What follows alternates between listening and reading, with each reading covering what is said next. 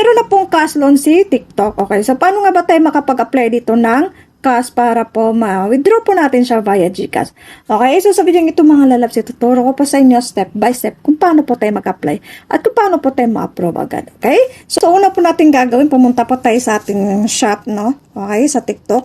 Then, hanapin po natin sa taas yung Pay Later. Okay, so Pay Later, pag-click po natin yan.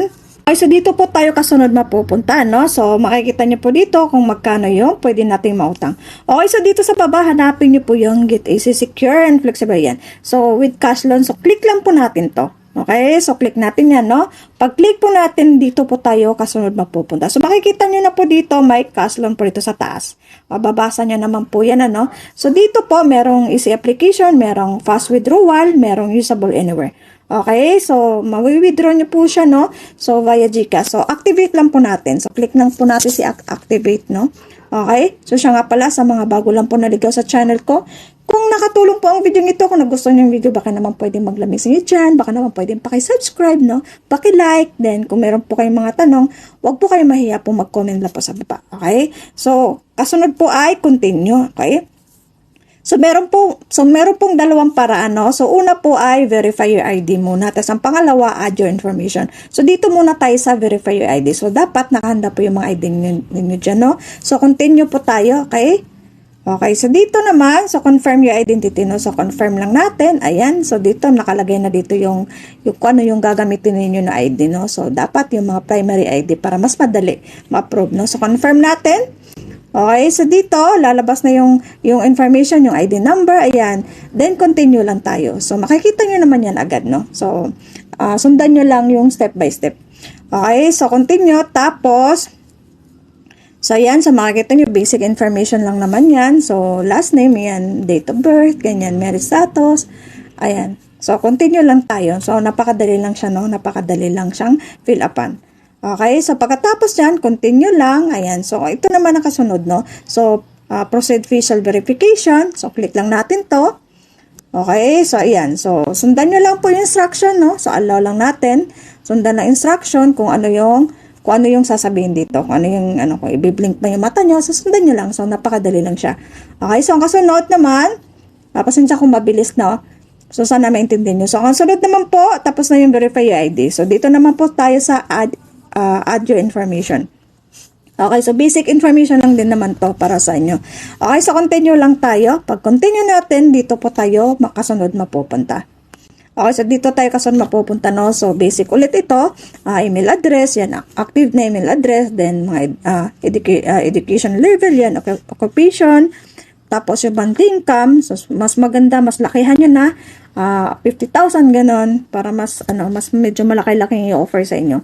Tapos pay period, yan, weekly, depende sa inyo yan. So, punta kayo sa baba, scroll down lang kayo, makikita nyo to. So, lahat pipil upan nyo to, no?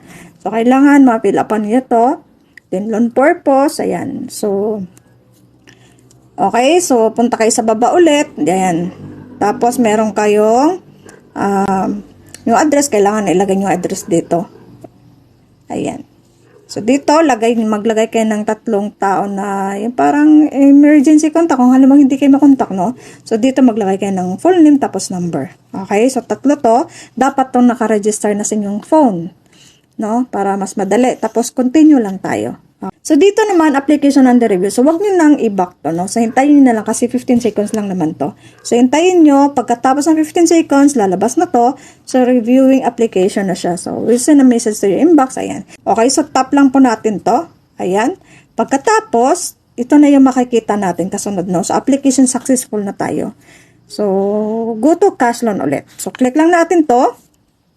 Ayan, sana po masundan nyo, no? Sana hindi kayo malilito sa punto ko. Shoutout sa mga Bisaya dyan. Okay, so dito naman, pagka-click nyo dito, ayan, dito kayo kasunod mapupunta, no? So, click nyo ulit to. Ayan, click natin to ulit. Pag-click natin yan, dito tayo kasunod mapupunta, no? So, makikita nyo naman dito na kung magkano yung maaaring ipautang sa inyo ni TikTok Pay Later, okay? So, dito, withdraw loan lang tayo, no? Halimbawa, 12,000, 8,500, ganyan. Okay, halimbawa dito, 8,500 ang pwede ipautang sa inyo, ayan. So, withdraw loan lang tayo. So, ayan. Dito, halimbawa, depende po, minimum po ay 1,000 hanggang 8,500. Ayan. Then, hindi naman kailangan talagang 8,500 talaga. Kung gusto niyo yung 2,000 lang, 3,000, ganon. Tapos, pwede niyo apply ng 1 month, 2 months, 3 months, hanggang 6 months. So, makikita niyo dito kung magkano yung interest. So, dito, pwede niyo ma-withdraw loan on one hand. Okay, one hand pala yung nagpapautang dito. Okay, so kailangan kayong mag-install kay one hand application kasi halimbawa 8,500 yung doon yan magre-reflect. Doon mo rin siya i-withdraw via GCash. No? So sana po nasundan nyo, sana po nakatulong sa inyo. Hanggang dito na lang. You're welcome.